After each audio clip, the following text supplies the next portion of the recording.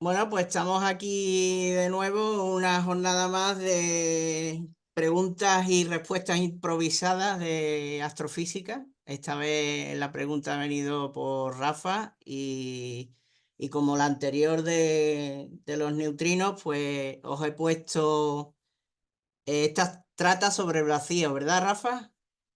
Tú hiciste El la vacío o el pregunta. no, eso es, el vacío o el no vacío. O el no vacío, pues sí, sí, más o menos ese es el título, que ya lo veréis, que el vacío que no está tan vacío. Eso es. Así que bueno, he hecho una presentación y después, como siempre, si las preguntas que seguirán surgiendo y las que pueda contestar, pues las haré. Así que voy a empezar a compartir, pues como decía. A raíz del artículo, que también me lo leí, del National Geographic, que hablaba sobre que eso, que el vacío no está tan vacío, pues ese es el título que le he puesto, facilito. Según la RAE, lo primero, en la acepción número 13, según la última versión del diccionario de la RAE, dice, bueno, es un nombre masculino, en su entorno es la física y dice que es espacio carente de materia. Yo aquí diría que sí y no. Ahora veremos al final que, aunque parezca que no hay materia, sí la hay, o por lo menos a ratitos. Así que es una buena definición porque la mayoría del vacío verdadero sí que no tiene materia, pero algo habrá. Ya lo veremos, iremos adelantando.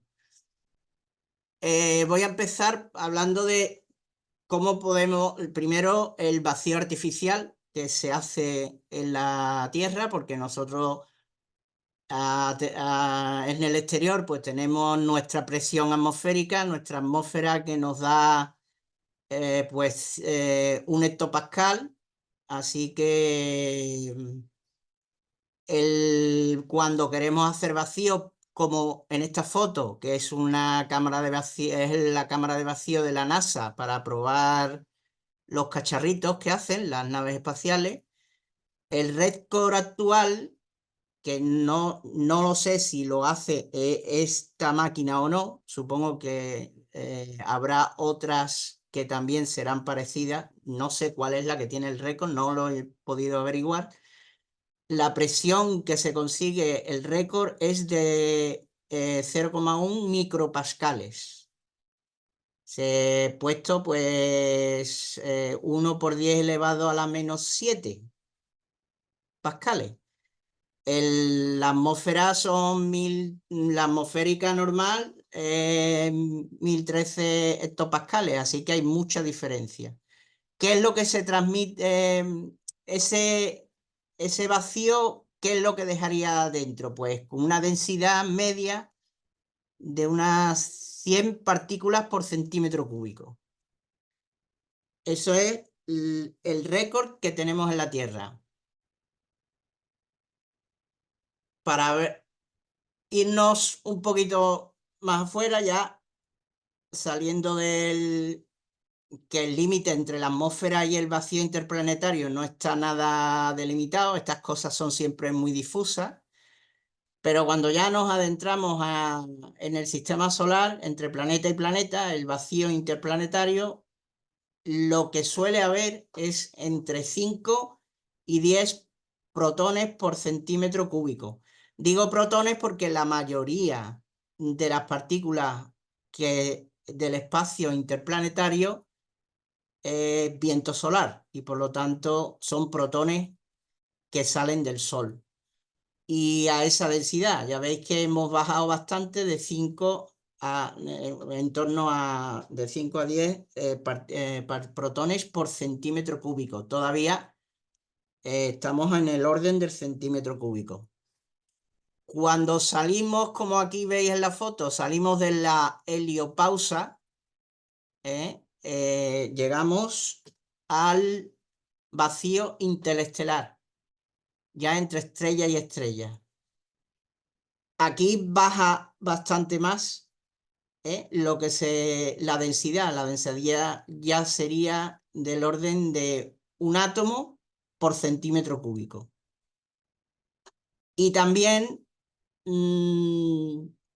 varía más, digamos, la composición. Fuera ya de la heliopausa, no hay tantos protones del viento solar, o casi ninguno, y ya lo que serían, pues, partículas ya de alta energía, como rayos cósmicos, y y otros que no sean tan energéticos, pero que estén sueltos por ahí. El vacío interestelar, como veremos un poquito más para adelante, ya no es tan homogéneo, es muy heterogéneo. Hay zonas entre estrellas que tienen mucho vacío y otras que no tanto. Por ejemplo, estamos hartos de ver fotografías muchas de ellas hechas por vosotros, de nebulosas. Y ahí, cuando entramos en las nubes de hidrógeno, pues la densidad aumenta bastante, ¿vale?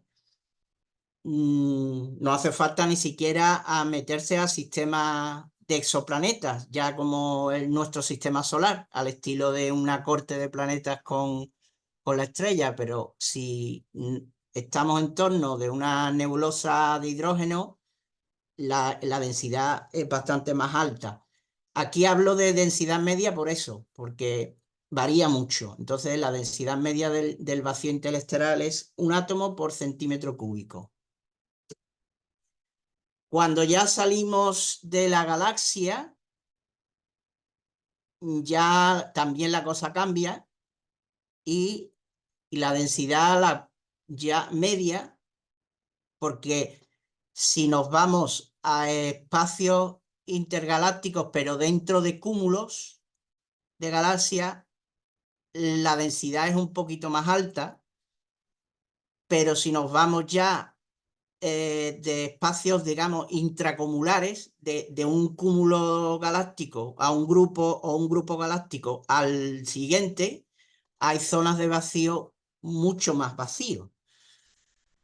Estoy hablando todavía de vacío de materia, ya después hablaremos de más cosas. Aquí ya el vacío intergaláctico medio es de un átomo por metro cúbico. Ya hemos saltado varios órdenes de magnitud. Antes eran del orden del centímetro cúbico. Ahora ya el espacio que medimos es metros cúbicos y es un átomo. Esto ya es bastante vacío. Así que... pero el vacío no está tan vacío.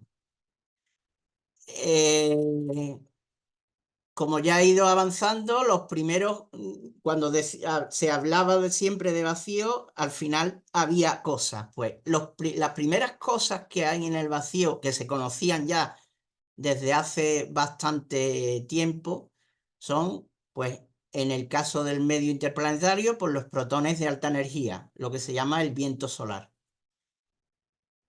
El vacío, ya no de materia, pero de ondas electromagnéticas, hay un montón de ondas electromagnéticas pasando por cada región que se consideraba antes vacío. Yo hablo aquí de fotones porque el fotón es la partícula que transporta el campo electromagnético, ¿no? En el modelo estándar.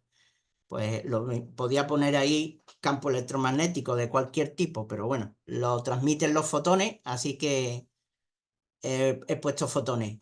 Y también materia, porque son protones y neutrones de alta energía, que son los rayos cósmicos. Esos rayos cósmicos, cuando están en un medio lo suficientemente denso y chocan con materia, se descomponen en estos tres subproductos.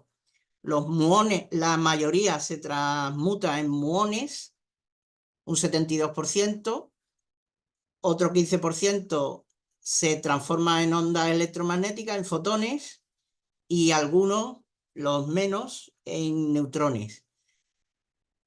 De ahí, de descomponerse en muones, fue por lo que se descubrieron precisamente los rayos cósmicos. Cuando esos rayos cósmicos impactan sobre las capas altas de la atmósfera terrestre, generan muones y esas partículas, pues la causa se vio que eran de unas partículas que venían del espacio profundo y se les llamó pues rayos cósmicos desde entonces, porque afortunadamente la Tierra tiene su protector de rayos cósmicos y bueno, caen muy poquitos a la Tierra, así que, y aún así, el rayo cósmico antes de caer a la Tierra, pues se descompondría en alguno de estos tres elementos que veis aquí.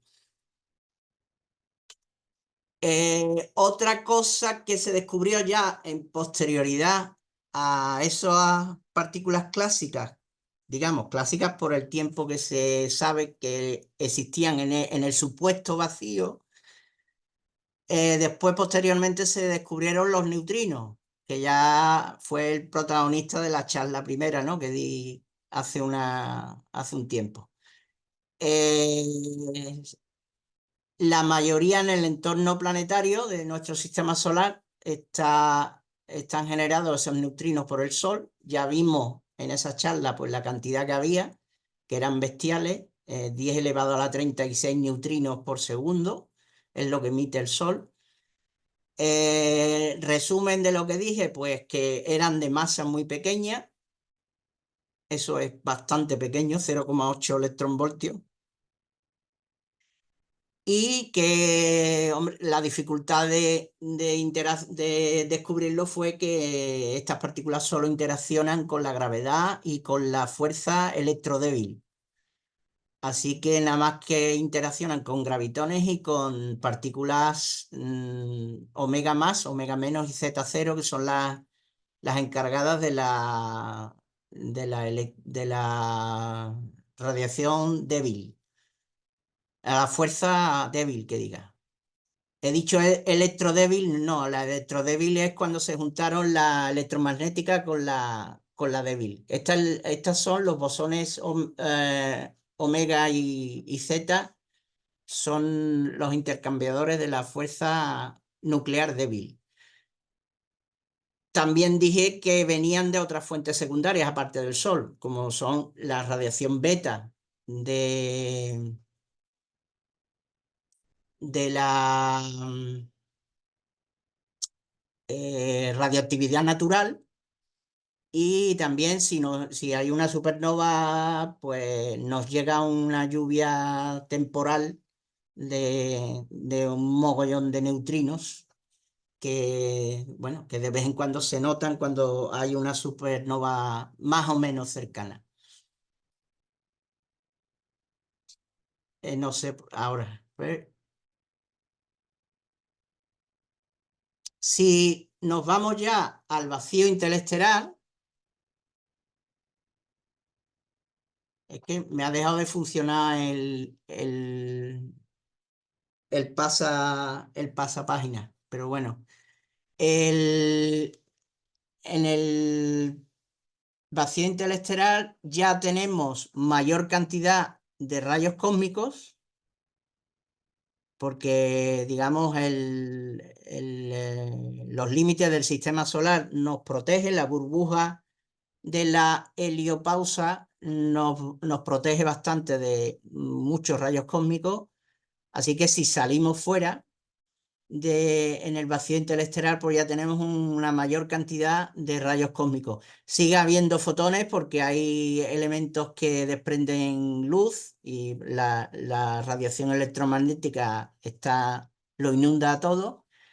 Y como dije antes, pues en zonas más densas de este vacío interestelar, pues podemos tener hidrógeno molecular, hidrógeno atómico neutro y también hidrógeno atómico ionizado, lo que se suele poner como H2, H1 y H con dos palitos. Bueno, H2 la molécula y H1 y H2 según este neutro o ionizado. También tenemos polvo interestelar, que el polvo se le llama generalmente, es una definición un poquito que entra muchas cosas, ¿no? Son partículas sólidas superiores al tamaño de una molécula simple y que lleguen hasta un tamaño de 100 micrómetros. a esas partículas sólidas que no sean moléculas sueltas, se le llama polvo interestelar. Pues eso también hay en el vacío de vez en cuando y depende de la zona. Donde no haya nubes moleculares de hidrógeno, pues será más raro, y donde haya cercano algún criadero de estrellas o alguna nebulosa en formación, pues serán más habituales, ¿no?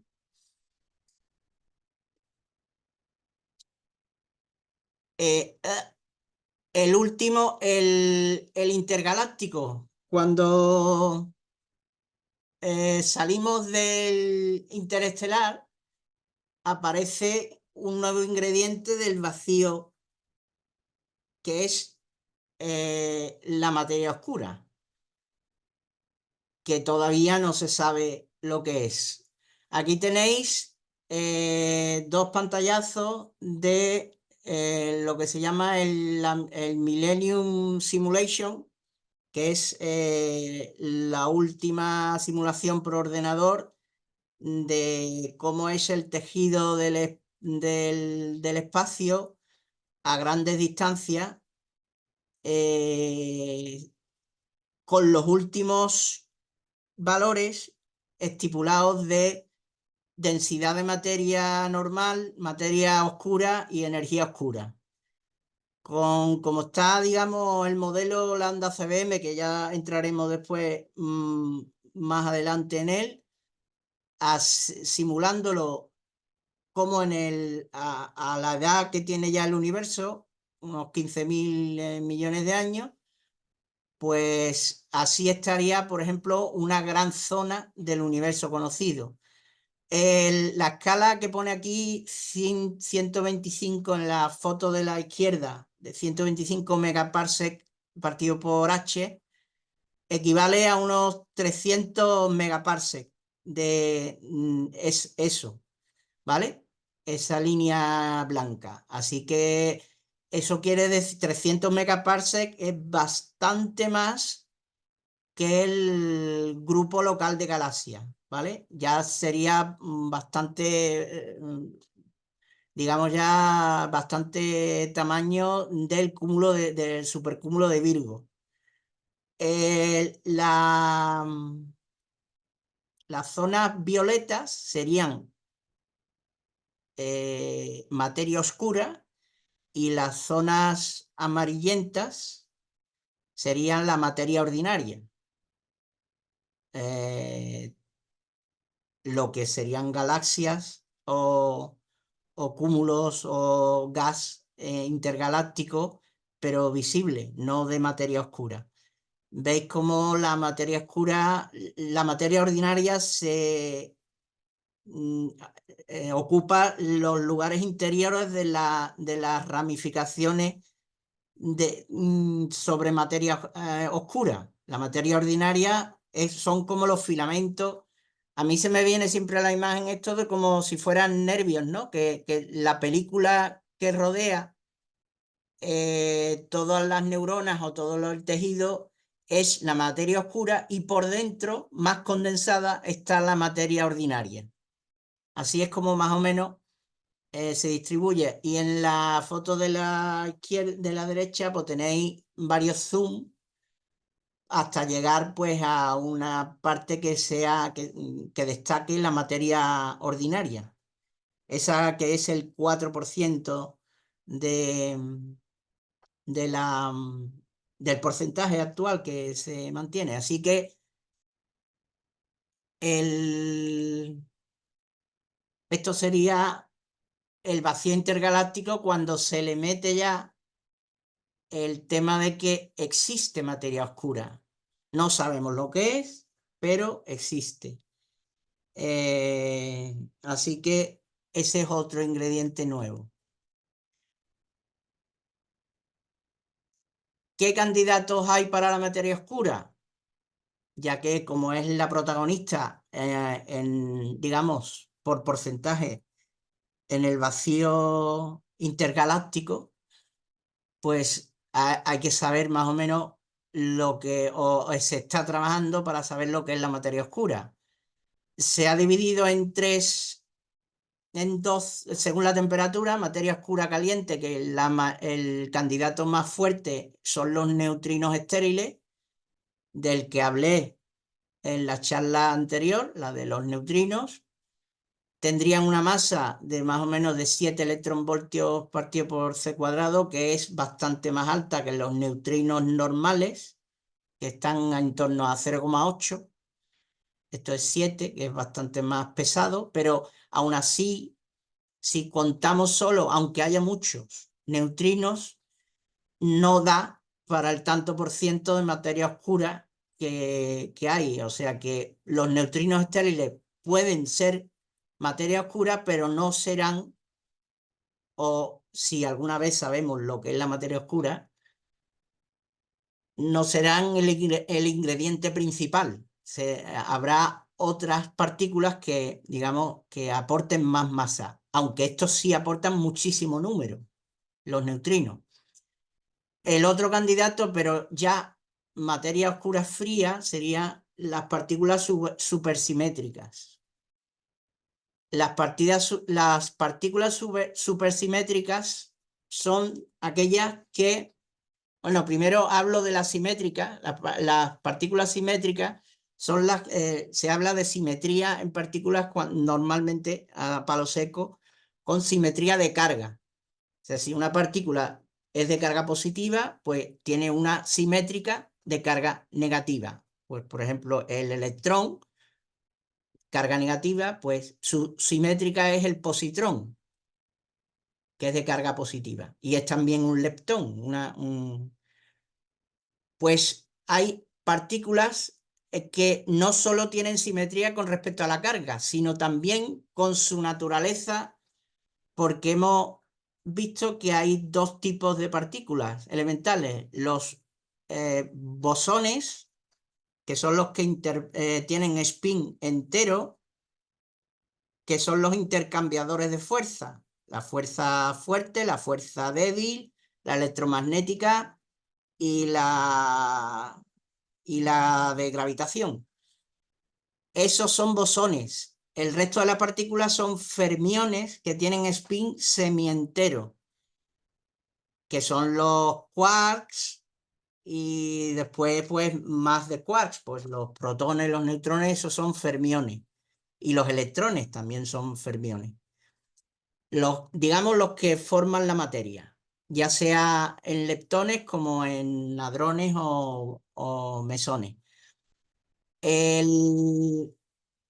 Sin embargo, se creen que puede haber unas partículas que no se han descubierto todavía, que sean simétricas respecto a esa naturaleza de la partícula. O sea, habrá un bosón que sea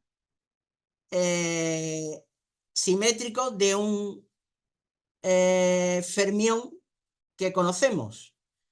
Y al revés, o sea, las partículas simétricas son de los bosones serán fermiones, y las partículas supersimétricas de los fermiones serán bosones. El primero que se está buscando es el neutralino. Lo que se sabe o lo que la teoría dice, el que ha propuesto este tipo de partículas supersimétricas, que se llaman en el acrónimo WIMPs, o sea, Weak Interactive Massive Particles, o sea, partículas masivas que interaccionan débilmente. Sería la traducción de WIMPs. Ese WIMPs más ligero de todos sería el neutralino, que tendría una masa de entre 30 y 5000 gigaelectronvoltios partido por c cuadrado. Eso ya es muy pesado con respecto a lo que tenéis arriba, que es el neutrino estéril, porque fijaros que es gigaelectronvoltios, son 1 millón de electronvoltios en la escala, y encima el número es mayor. O sea que en cuanto a masa son muchísimo más masivas los WIMPs que los neutrinos. Otra hipotética fuente de materia oscura? Los SIMS. Que serían mesones. Los mesones, recuerdo, eran partículas formadas por dos quarks, un quark y un antiquark.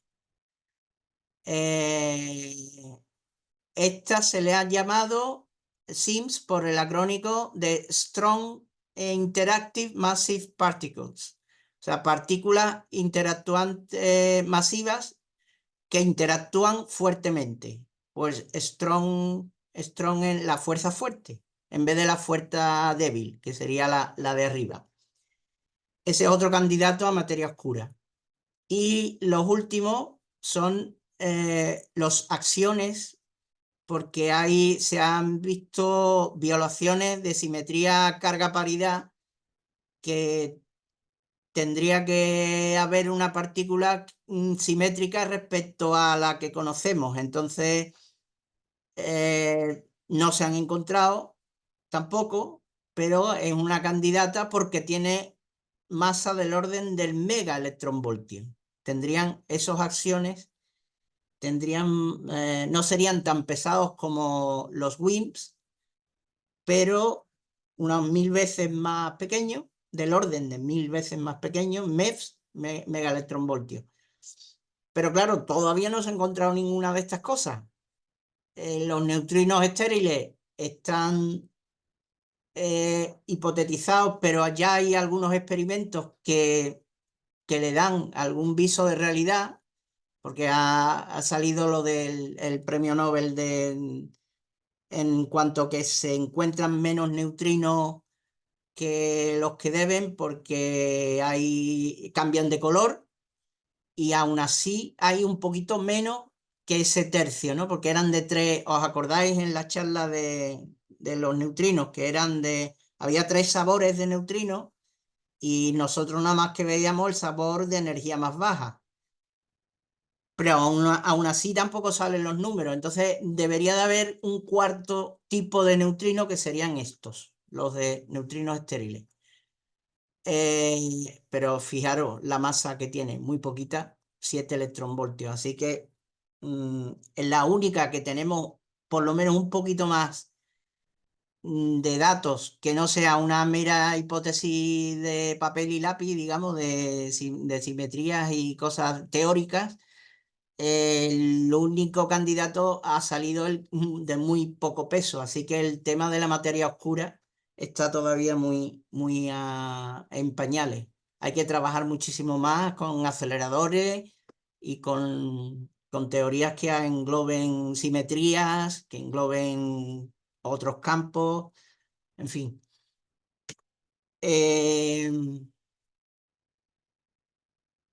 Empezamos a complicar la cosa. Metemos la cuántica de por medio, ¿vale? Todavía raspando la dificultad. Os traigo 3 pantallas después un poquito más difíciles, pero bueno, a ver si no lo soportáis me decís y ya está, ¿vale? En principio, cuando metemos la mecánica cuántica, lo primero es el principio de incertidumbre de Heisenberg, que dice en la versión energía a tiempo de que los rangos de incertidumbre de esas dos, el producto de esos dos tiene que ser mayor que una constante. Eso, el principio de incertidumbre, al final, ¿qué dice? Pues que la cantidad de energía que tenga una región del espacio será variable en el tiempo, porque está ahí la variabilidad en el tiempo, esa delta T está por ahí en medio. Eso es lo que se llama comúnmente fluctuación cuántica. Las fluctuaciones cuánticas son que hay zonas de regiones del espacio que a nivel cuántico tienen un poquito más de energía que otras. La diferencia con la media, el tiempo que estén ese valor por encima de la media dependerá de lo que exceda de la media, porque ese producto tiene que ser mayor que h barra partido por 2. Entonces, si yo tengo una región de muy diferente energía con respecto a la media, esa región durará muy poco tiempo. Es lo que quiere decir más o menos eso. Si yo tengo una energía ligeramente superior a la media, esa puede durar un poco más que la anterior. Y lo mismo por debajo. Si tengo zonas del espacio en que esté por debajo de la energía media, muy por debajo, también tardarán poco tiempo en estar muy por debajo. Ese es lo del principio de incertidumbre de Heisenberg. Eso al final, ¿en qué se traduce? Que la energía del vacío no puede ser cero. Aquí los valores absolutos están prohibidos en cuántica. El cero patatero no existe. ¿Vale? Siempre tiene algún sistema, alguna energía residual tiene que tener cualquier región del espacio, por muy vacía que esté. Entonces, si ese vacío con energía distinta de cero puede colapsar en una partícula, porque sabemos por relatividad que la masa es lo mismo que la energía, es igual a mc2. La energía y la masa son dos cosas, dos maneras de mirar la misma cosa, digamos, ¿no? O con un factor de escala. La masa es energía muy comprimida, pero energía también. Así que si hay una región del espacio, por muy vacía que esté, que sabemos que no va a tener energía cero, si tiene la energía suficiente, puede transformar esa energía en masa. Y por lo tanto, espontáneamente, una zona de vacío puede generar una partícula. Y ya no estar tan vacía. Una partícula con masa. Pero claro, para eso tiene que tener un nivel de energía lo suficientemente alto. Si no le da, pues hay regiones del espacio que le dará para crear un electrón y otras regiones del espacio le dará para crear un hadrón, o sea, un protón o un neutrón. Depende de la energía que haya. Son siempre muy pequeñitas porque la transformación energía-masa es con la constante c cuadrado, que es un número muy grande. Así que las masas suelen ser muy pequeñitas siempre, las que se crean espontáneamente. Aparte de que pueda aparecer espontáneamente por el principio de incertidumbre, masa donde no la había, por esa energía distinta de cero, también tenemos campos, zonas de potencial que están rellenando el espacio. Los campos electromagnéticos, que ya lo sabíamos, fue una de las primeras cosas que se supo de que podía estar en el vacío, porque de hecho las ondas electromagnéticas no necesitan medios. Ahí empezó el problema. O sea, no, el problema no, digamos, el saber que el vacío podía estar lleno de ondas electromagnéticas es porque se descubrió que la teoría del éter, de que las ondas necesitaban un medio por el que transportarse, era errónea, que podía haber ondas que no necesitaran un medio material para transformarse, para transmitirse, perdón. Así que a partir de ahí ya se supo que en el vacío puede haber ondas electromagnéticas, pero cuánticamente también puede haber ondas de campo débil, campo fuerte, o sea, campo de gluones, o el famoso campo de Higgs, que hemos hallado su partícula hace poco. Así que ya el vacío, aparte de partículas, puede haber partículas que se generen temporalmente por el principio de incertidumbre, y también podemos tener, aparte de radiación, tener campos, que es radiación electromagnética, tener radiación, digamos, entre comillas, débil, y partículas de interacción fuerte, o sea, gluones. Pero claro, ya ahora estamos hablando a escala cuántica, a escala muy pequeña.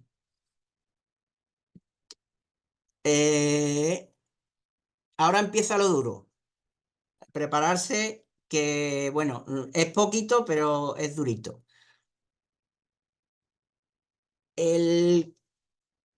¿Cómo se genera esto de que aparezcan partículas donde antes no había nada?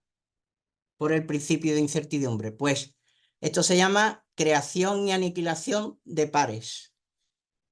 Si yo tengo, voy a ver si no se me ve el puntero, ¿no? Sí, sí, el ratón se ve moverse, Lito. Sí Ah, se vale, ve. el ratón se ve moverse. Bueno, Sí, pues sí, sí. tenemos aquí pues una zona de vacío en el que tenemos un fotón, una radiación electromagnética, que esto, por cierto, se llaman diagramas de Feynman, que es para representar interacciones a escala cuántica. Entonces tenemos una radiación electromagnética que se escribe como una ondita que genera, por este mecanismo que veis aquí, si la energía de ese entorno es superior a 2mc cuadrado, siendo m la partícula que se va a crear, pues lo que se hace es que se crea un par partícula-antipartícula. Tenemos aquí la partícula azul y su antipartícula, la partícula naranja. Pues de una radiación, espontáneamente, por cuántica, se genera el par. Si no pasa nada y se queda esta escala, la partícula y la antipartícula, por tener cargas contrarias, se atraen. Y entonces lo más normal que pase es que se vuelvan a fusionar y se aniquilen y vuelva a salir un fotón. Esto es lo que se llama creación y aniquilación de pares. ¿Qué pasa en algunas situaciones muy particulares? Que estas dos partículas se separan lo suficiente y no se vuelvan a encontrar. Entonces, ya esta partícula y esta antipartícula no volverán a chocarse y generar otro fotón, y por lo tanto el balance neto es que de un fotón se han creado dos partículas. O sea que la energía electromagnética se ha transformado en masa. ¿Vale?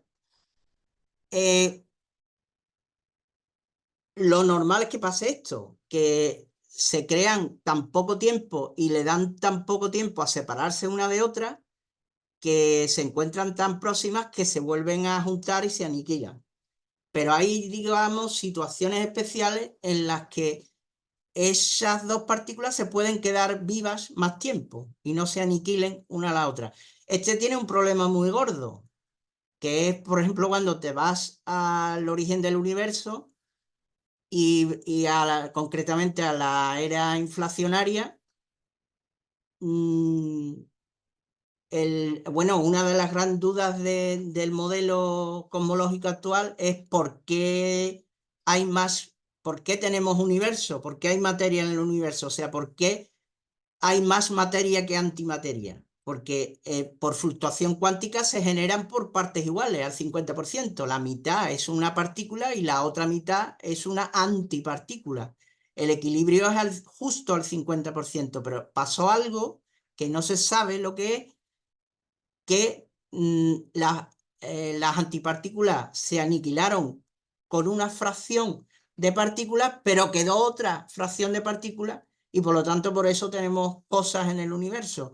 El desacople, la asimetría bariónica, que se llama asimetría bariónica. ¿Por qué demonios hubo al final más materia que antimateria? Porque según la cuántica es al 50%, pero algo pasaría que nos ha dejado materia, ¿no?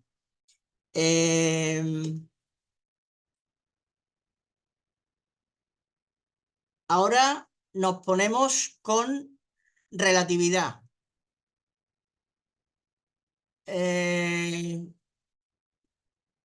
Lo primero, que desde que Hubble hizo las mediciones de la velocidad de las galaxias, se sabe que el universo se está expandiendo. Einstein, por motivaciones extracientíficas, digamos que supuso que el universo era estático y por lo tanto se inventó lo de la constante cosmológica, que después ya veremos que no tiene, no, al final tiene sentido, pero su primera motivación fue crear un universo estático, porque lo de lo que se expandiera para siempre, por lo visto, le daba bastante yuyu. Después llegó, ya más recientemente, las mediciones de Perlmutter, Schmidt y Riess, que concretaron de que esta expansión del universo era acelerada. Ese es un Nobel reciente, de hace 4 o 5 años, me parece que, o un poquito más. Pues bueno, ya que tenemos una expansión acelerada, vamos a ver qué demonios la causa, ¿no? Pues veamos la contribución de todo lo que sabemos que tiene el universo a larga distancia, a ver qué pasa con la densidad de cada cosa. Tenemos la primera, la materia, que la podemos asociar, la materia ordinaria, con la oscura, sumarla, porque cosmológicamente se comportan igual.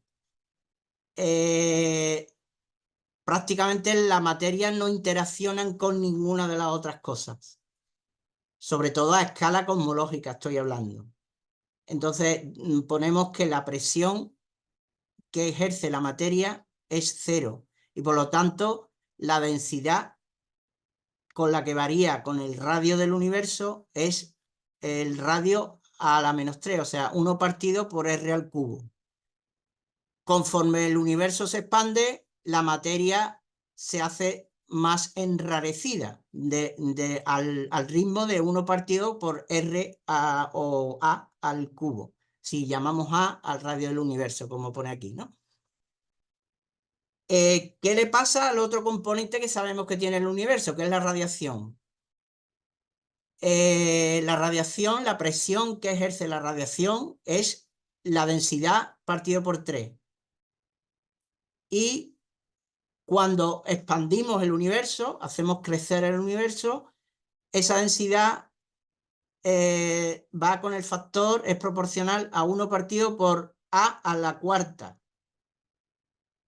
O sea que se diluye mucho más rápido la radiación que la materia. Va a una potencia más baja.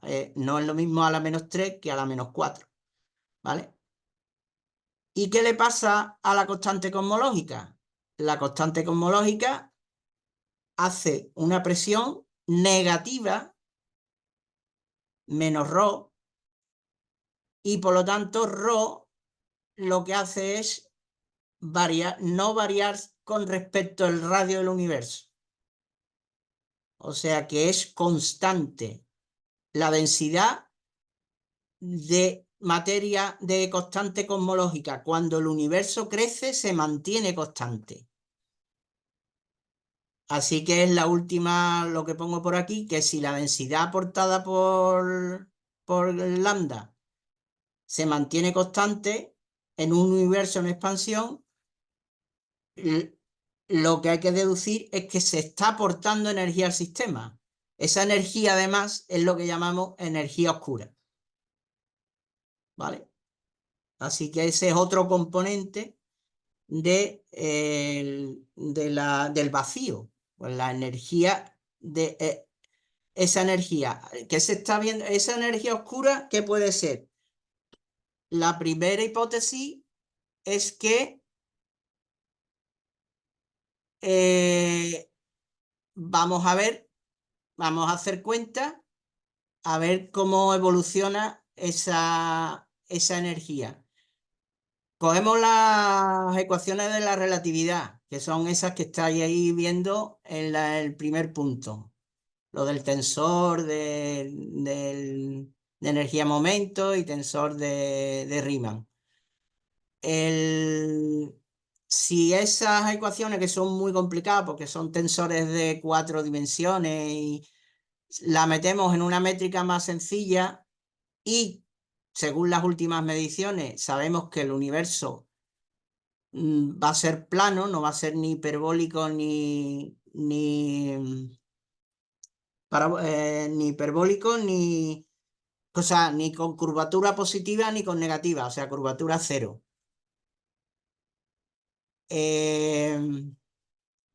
Si ponemos esas ecuaciones, sale que h cuadrado, la constante de Hubble, es 8πg partido por 3 por la densidad de materia más la densidad de materia de energía oscura.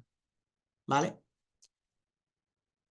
Y ahora vamos a ver, vamos a intentar calcularla en la energía que tendría el vacío, ya que estamos hablando del vacío, pues esa constante cosmológica se iría al vacío. Entonces, esa energía del vacío, metiendo los valores que sabemos, por ejemplo, H, un intervalo entre 70 y 64 kilómetros por segundo por megaparsec, que la densidad crítica del universo plano es 8 átomos de hidrógeno por metro cúbico, y tenemos el reparto del modelo lambda CBM, que es el que la materia normal es el 0,04 veces la densidad crítica, el 4% o casi el 5% del universo es materia normal, el 26%, el 26,8 es en materia oscura y el 68,3 es de energía oscura. Metemos todos esos números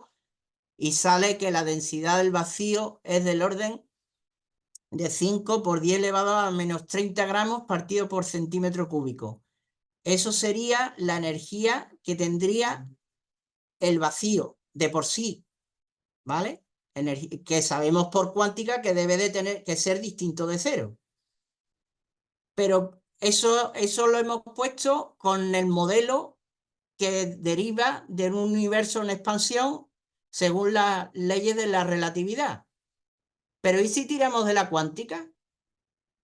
Si tiramos de la cuántica, la energía del vacío es la longitud de Planck, la masa de Planck partido por la longitud del cubo de Planck, que es 5,16 por 10 elevado a la 93.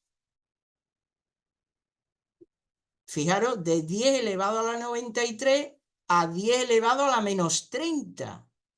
Tenemos una diferencia de 122 órdenes de magnitud. Eso no es una equivocación de un 5 que pongo un 5 y sale un 6. Eso es una brutalidad. Son dos cosas completamente incompatibles una con otra. Por eso decimos siempre que la relatividad con la cuántica no hay que trabajar muchísimo para que se lleven bien, porque es que fijaros qué diferencia de cálculo de una a otra. Es brutal. Entonces, esa diferencia de 122 órdenes de magnitud nos dice que de momento esa lambda, esa constante cosmológica, no parece ser la energía del vacío. ¿Vale? No sabemos lo que es, pero de momento, según estos números, la energía del vacío parece que no es. Porque por eso 122 órdenes de magnitud no es equivocarse en un poquito, ¿eh? Es bastante. Ahora vamos a intentar ver qué sería esa lambda, esa constante cosmológica, que afecta tanto al vacío a grandes distancias y sobre todo cuando el universo evolucione más. Hay que meterla, porque es que si no, dinámicamente el universo no tendríamos un modelo que corresponde a cómo se está comportando, digamos, o cómo estamos viendo que se comporta, que es el modelo lambda CBM. Para el modelo lambda CBM precisamente hace falta esa primera letra, lambda. Hay que meter la energía, y no como la metió Einstein, que la metió por convicciones morales, no científicas. Esa lambda hay que meterla por narices, porque existe. Lo que no sabemos lo que es, pero existir existe. O por lo menos en nuestro modo de entender, en las ecuaciones debería existir porque el universo se está comportando como se está comportando. Y lo que pasa es que de momento, al igual que la materia oscura, y creo que tardará todavía más, la naturaleza y el origen de lambda está muy lejos de resolverse. Hay alternativas como os pongo aquí. Hay teorías de que puede ser una quinta esencia. Eso me suena mucho a lo del éter. Así que yo por ahí soy muy reacio de que exista otra cosa más rara todavía que se llame quinta esencia. Que lo mismo que la teoría de gravitación de Newton se reformó en la teoría de gravitación de la relatividad general, pues a lo mejor la relatividad general necesita un lavado de cara y una reformulación para que cuadren ciertas cosas y sobre todo cuando se intenta acoplar con la cuántica. Así que una reformulación de la relatividad puede ser que sea la solución de esa lambda. La famosa teoría de cuerdas, que explica la naturaleza de las partículas, no como condensaciones de un campo exterior, sino como vibraciones de unos entes llamados cuerdas, o si encima no son cuerdas y son cosas, digamos, al estilo de dos dimensiones, serían las branas. La cosmología de branas también se puede meter en el follón de tratar de sacar la naturaleza del lambda. Y una muy original, que es de la que más he leído, pero tampoco, verás, es que son cosas teóricas que también a mí muchas cosas se me escapan. No soy físico teórico, pero es muy interesante. El principio holográfico, que lo utilizó Hawking, por ejemplo, para algunos comportamientos de agujeros negros, y que por lo visto el principio holográfico en las edades tempranas del universo pueden explicar, por ejemplo, el tema de la expansión, de la era de la inflación. Así que también, si funciona, pues el principio holográfico, que es, digamos, que nosotros estamos un universo en expansión tridimensional, viene de expandir una superficie bidimensional. O sea que seríamos como una holografía, nuestro sistema se podía quedar todas las propiedades resumidas en una dimensión menos, en una superficie. En la superficie del universo completo puede estar todo lo que hay dentro. Ese es el principio holográfico, ¿vale? Y sabiendo cosas sobre la superficie de ese universo, podemos sacar el volumen. Muy original. Y con eso acabo lo duro. Y ahora que me he ido demasiado por las ramas, pero quería explicaros que lo del vacío tiene muchas implicaciones cuando se mira desde el punto de vista microscópico con la cuántica, o macroscópico cuando se ve el vacío este que va a crear el universo cuando se expanda más, si ya no lo está tanto, pues el vacío tiene muchas cositas. Así que bueno, supongo que habrá alguna pregunta y si no, pues os he rayado la tarde del domingo.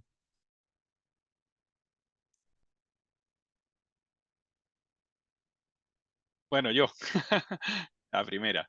Venga. Nada, súper interesante, Lito, me ha encantado.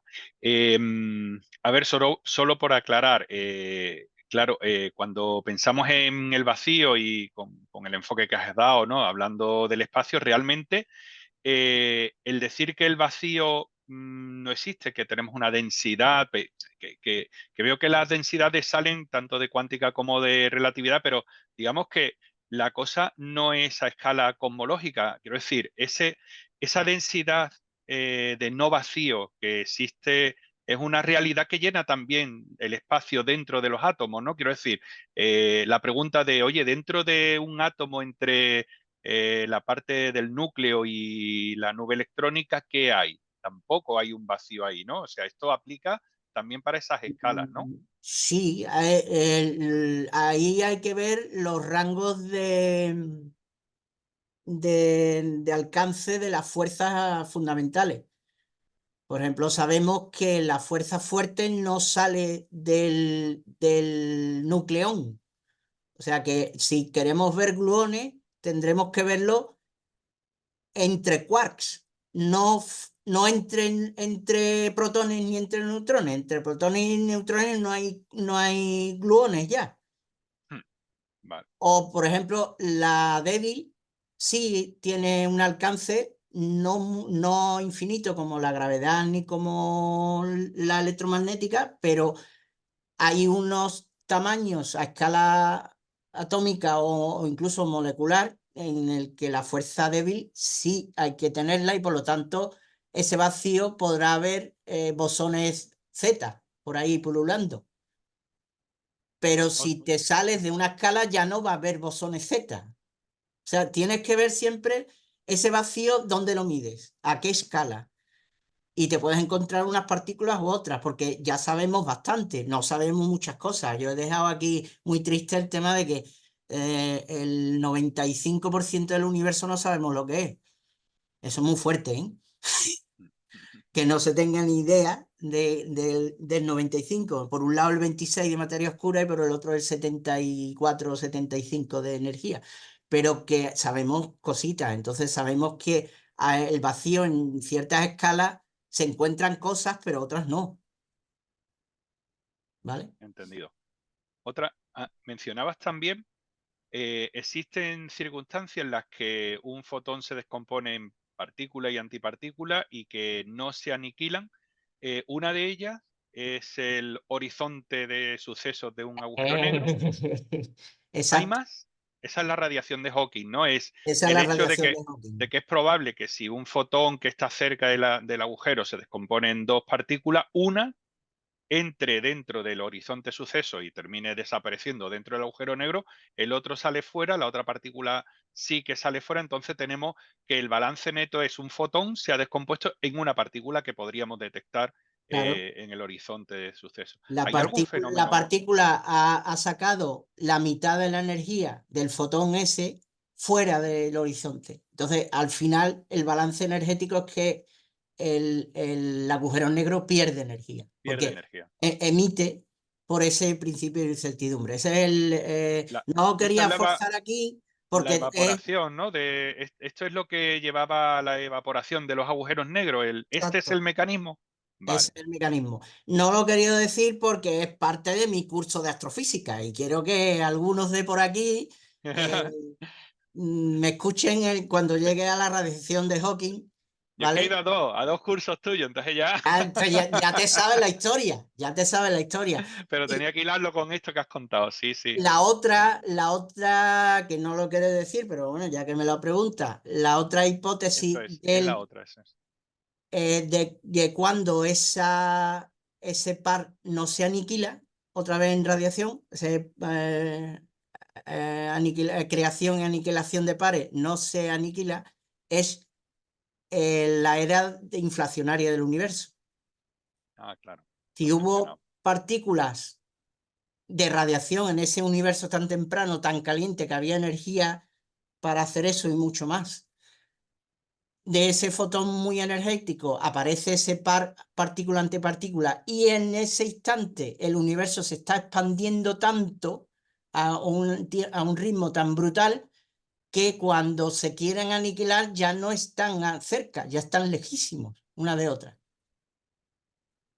Y por eso apareció la materia en el universo, Ujú. porque esa aniquilación cuántica, la inflación la forzó tanto en distancia que cuando quisieron aniquilarle ya no estaban cerca. Y entonces se quedó ese fotón descompuesto en materia y antimateria.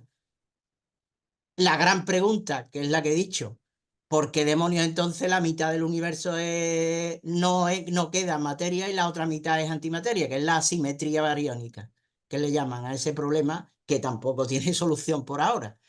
¿Qué demonios pasó, aparte de la inflación, que ya más o menos está instituida, que funciona? Hay un proceso que no sabemos lo que es, que causó esa asimetría, que hubiera un poquito más de materia que de antimateria, en contra de las leyes cuánticas, que la fluctuación dice que es mitad y mitad. Ese es el otro ejemplo en el que la creación de pares no termina en aniquilación. Más cositas. O bueno, si está respondiendo, vamos, Sí, sí, sí. Sí, más sí, o es que no menos. sabía, esa no la sabía. Sabía que el horizonte de suceso era 1, pero la otra, el otro caso no lo conocía, no sabía que, es Ya verdad, claro, casi esa parte de mi curso ya lo he dicho. Ya. Bueno, nos lo Bueno, tengo convalidas más. entonces, ¿no? Nos lo convalidas ya el curso, ¿no? Sí, sí, Todos los que estamos aquí. convalida esa pantalla, la convalido. Vale, otra. La expansión. El universo está en expansión. El espacio se va estirando y además a una velocidad que es tanto mayor cuanto mayor es la distancia en la que lo medimos, ¿no? Sí. Eh, vale, voy a plantearlo. Esto es una duda que tengo. A ver, lo voy a plantear de una forma muy grosera. Dos galaxias que tienen una interacción gravitatoria entre ellas. Y se están separando Mm, entre sí porque el espacio aumenta, se están separando entre ellas porque el espacio se está estirando. sí. La energía potencial, debido a la gravitación, ¿vale? Por simplificarlo mucho, son dos bolas enormes que se van separando. Sí, Esa, yo cuando te leí, esa es la energía oscura. O sea, porque porque resulta que la energía gravitatoria es negativa, el potencial es negativo. claro, por eso va aumentando, ¿no? Se va Claro, haciendo menos negativa no es conforme negativa, se van alejando entre ellas. necesitas aporte de energía O positiva. sea, que si aíslo dos galaxias, hago un sistema cerrado y tengo dos galaxias que se están alejando, hay un aporte, o sea, hay un sistema cerrado cuya energía va aumentando, ¿no? Sí, Eh, sistema cerrado que la energía no es que no es constante, cerrado. me raya, ya, no es cerrado, pero podríamos considerarlo como cerrado, dos Vale, galaxias que sí. están. O sea, quiero decir, al final da igual la escala, a mí lo que me raya es que esto choca mucho con la termodinámica, ¿no? Porque en verdad sería como Sí. si el universo, es un sistema cerrado, realmente su energía va creciendo, ¿no? O en algún sitio se está Esa perdiendo energía. energía Esa con es la la energía oscura, termodinámica raya, es verdad. claro. No, no podemos meterla con la termodinámica clásica, porque si no te haces ese tipo de preguntas, que la relatividad va un paso por delante, digamos, o la cosmología, O sea, que está bien es que me otra raye porque es interpretación. así, ¿no? O sea, ¿Eh? porque quiero decir que la duda que a mí que se me plantea es una duda esencial. Quiero decir, No, o sí, sea, sí, me refiero a que es normal que y raye con la totalmente lógica. termodinámica, y es esa esa es la energía oscura, la energía que es como que hay un aporte de energía continuo en el universo que no está ahora mismo y que sigue apareciendo. Esa es la energía oscura. O es Sí, algo. y tiene mucha, ya he dicho que se intentó buscar primero en que esa energía era la mínima que tendría el espacio en aquella tiempo, o sea, la energía del vacío, que cuánticamente debe de ser distinta de cero. Y digo, bueno, pues si en todos sitios no hay nada que sea totalmente cero, sino que hay algo distinto de cero, ese puede ser la causante de la constante. No, es que no cuadran, los números no cuadran. Por ahí no va el tema. O por lo menos nos falta una herramienta teórica que una la cuántica con la relatividad general. para ver si ese demonio, es que son 122 órdenes de magnitud de diferencia, que no, me he equivocado en un número, ¿eh? Me he equivocado en 122 para adelante o para atrás, es que son mucha tela, entonces no parece que sea la energía del vacío. La lambda será otra cosa, creo yo, por ahí, pero no se sabe. No, yo creo que necesitará una explicación. Probablemente una de las salidas es que la relatividad también hay que lavar la cara a esos niveles, porque la cuántica fuerza espacios muy pequeños con energías muy grandes.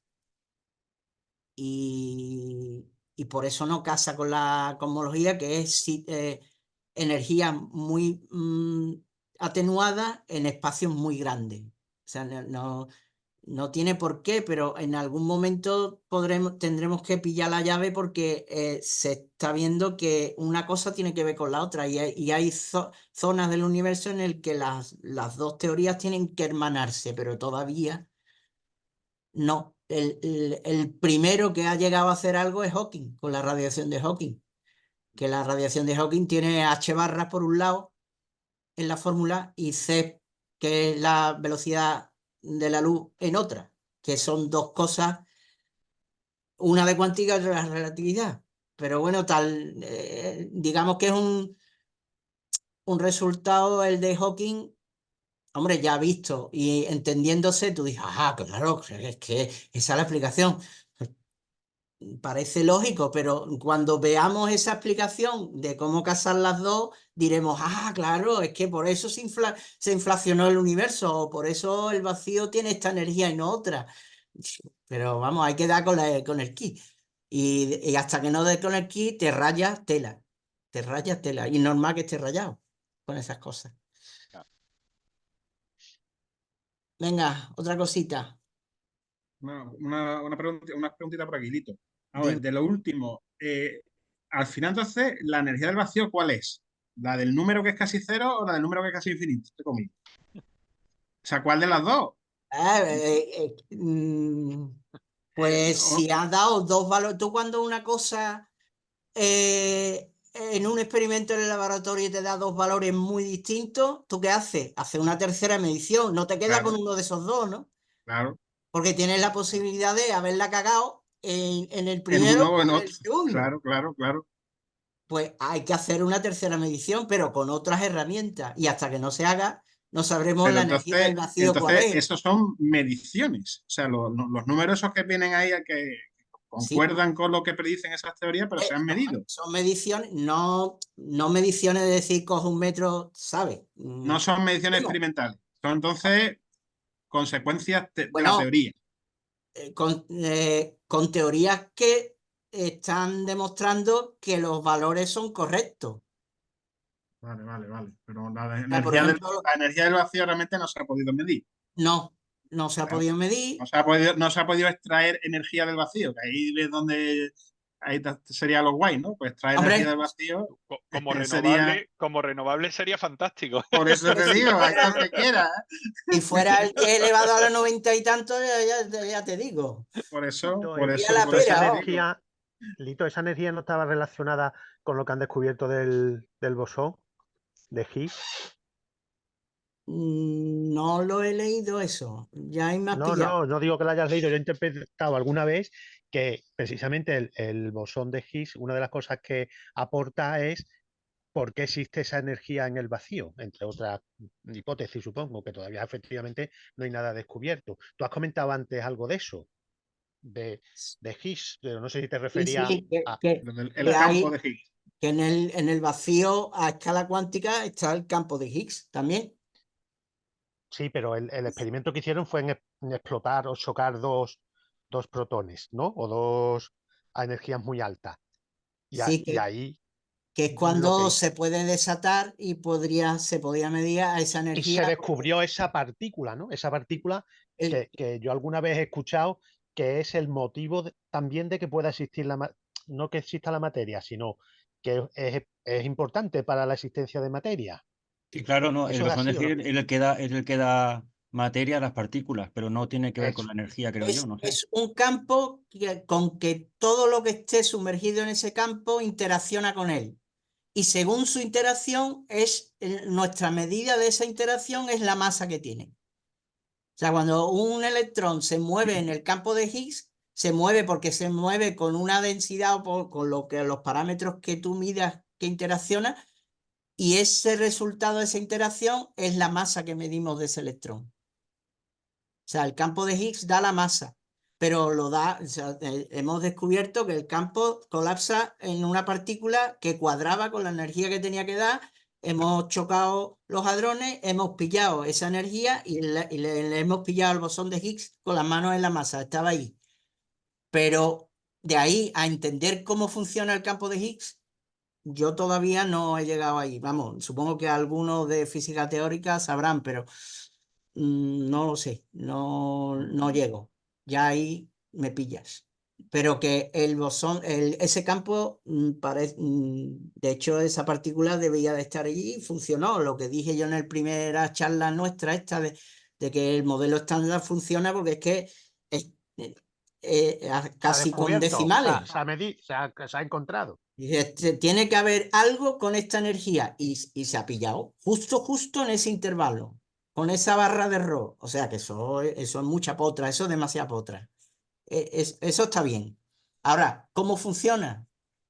Por eso la física queda tantas cosas por hacer, porque si no sabemos si ese campo del vacío, esa energía del vacío la causa el campo de Higgs, pues bendito, pues si eso lo explica, estupendo. Pero yo no he leído nada sobre eso. Más no te puedo Muy bien. decir, Agustín. Pues enhorabuena, Lito, porque la verdad es que ha estado muy interesante y muy bien, y yo creo que lo has explicado estupendamente. Yo escuché, vamos, no sé si seguís a Álvaro Rújula, Sí, que es un Álvaro de astrofísico. Rújula, en el ICT, en el Instituto de Física Teórica o algo así. Sí, ese hombre, Pone vídeos en YouTube muy buenos. sí, buenísimo. Y una vez habló de eso, lo estaba buscando y ahora sí nos lo paso. Es sobre precisamente el vacío y la nada, pero desde el punto de vista de Einstein. Yo hace tiempo que lo oí, ya no me acuerdo Pues exactamente puede de ser todo lo que que tú has Álvaro explicado. tenga una explicación, lógico. Yo lo he tenido la fortuna de escucharlo en directo y hablar con él. Álvaro de Rújula fue a la Universidad de Sevilla hace tiempo y es un tío, vamos, a mí me alucinó la charla. A mí me lo hizo sobre los primeros, la parte inflacionaria y la nucleosíntesis primordial y toda esa parte del principio del universo y me quedé fascinado con el tío. Y yo sé que es puntero en eso. Bueno, le ha dado estuvo mucha temporada buscando la materia oscura con los machos, las Massive Compact Objects. También le dio una temporada a Álvaro con eso. Bueno, Oye, una ahora cosita, Lito. no lo encuentro. Ya os lo paso por el WhatsApp, Vale, si no. dime. Una cosita más, tiene por aquí alguna preguntita más. Estos son, claro, yo de física, lo mío es más bien la ingeniería y la matemática, ¿no? Pero la materia oscura no puede ser, ¿por qué la materia oscura tiene que estar formada exclusivamente por partículas raras? No puede ser simplemente materia convencional que no está iluminada, para que nos entendamos. Pues ahora mismo no sé que hay una característica que hace que se descarte la materia Que se ordinaria. descarte, ¿no? Que no puede ser materia Pero ahora ordinaria. mismo no caigo, no. Ay, ay, coño, una zona que. Porque de hecho lo del Millennium Run, la simulación esta del Millennium, que será una simulación de partículas, con un algoritmo de partículas, algo de ese estilo, ¿no? En las fotos que ponía había parte violeta, que es materia oscura, parte anaranjada, pero luego también había espacios negros, Negros, sí, que ahí ya serían el vacío, ese sería el vacío absoluto, ¿no? esos serían vacíos ya Vacío, importantes. vacío. El que sí está vacío de verdad. Y habría que ver si hay, que tienen que tener energía, pero a qué nivel. Es que no se sabe Claro, ni siquiera a qué nivel está.